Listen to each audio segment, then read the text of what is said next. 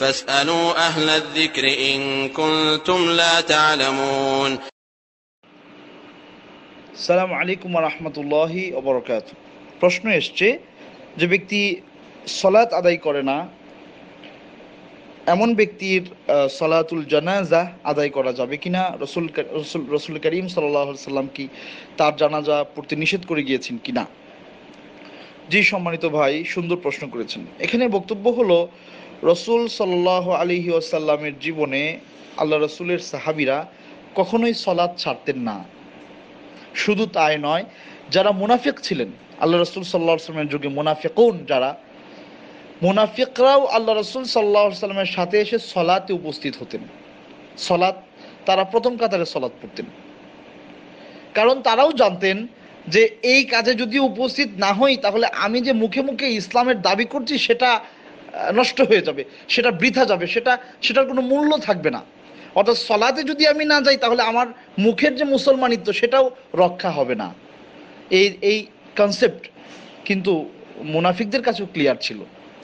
সুতরাং যে সমস্ত ব্যক্তিরা একেবারেই সলাৎ কোনোদিন পড়েন না, জীবনে কোনোদিন সলাৎ পড়ে নাই, এমন ব্যক্তি আসলে মুসলিম নয়, তার জানাজা অবশ্যই পড়া যাবে না।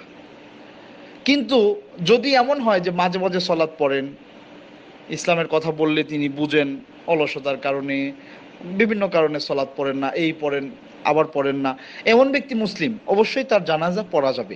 আর নিঃসন্দেহে একজন ব্যক্তি যখন নিজেকে মুসলিম দাবি করে, সে জুমার সলাতে হলেও যায়, তার মানে সে হাজিরা দিচ্ছে, তো 5 ওয়াক্ত সলাৎ পড়ে না, কিন্তু মানে তাকে আমরা কাফের বলতে পারবো না, সে মুসলিম আছে এখনো। তাকে বুঝালে সে বুঝে শুনে, এই অবস্থায় তাকে বুঝানোটা অব্যাহত রাখতে হবে। এবং সে যদি মারা যায় যে মাঝে মাঝে সলাৎ পড়তো, তার জন্য সলাতুল জানাজাও পড়া যাবে, যেহেতু সে মুসলিম। কারণ সলাতুল জানাজা কার জন্য? মুসলিমদের জন্য। সলাতুল জানাজাটা মুসলিমদের জন্য। সুতরাং সে যদি মুসলিম হয় তাহলে তার সলাতুল জানাজা হবে, সে যদি মুসলিম না থাকে তার সলাতুল জানাজা হবে না। শুধু এখানে তাই নয়, আপনি প্রশ্ন করেছেন সলাতুল জানাজা পড়া যাবে কিনা, এখানে তো আরো অনেক বড় বিষয়। সে যদি কাফের হয়ে যায় তাহলে মানে মিরাসের ব্যাপার আছে, আরো অনেক অনেক ব্যাপার স্যাপার। তার দুনিয়ার জীবনে তার স্ত্রী যদি সলাৎ পড়ে, স্বামী সলাৎ আদায় করে না, তাহলে স্বামী কাফের হয়ে গেছে। এই অবস্থায় তার থেকে আলাদা হয়ে যেতে হবে। সন্তান সন্ততিরা তার সাথে মানে ইসলামের যে একটা ভ্রাতৃত্ব এবং বন্ধন, সেটা রক্ষা করতে পারবে না, যেহেতু সে কাফের।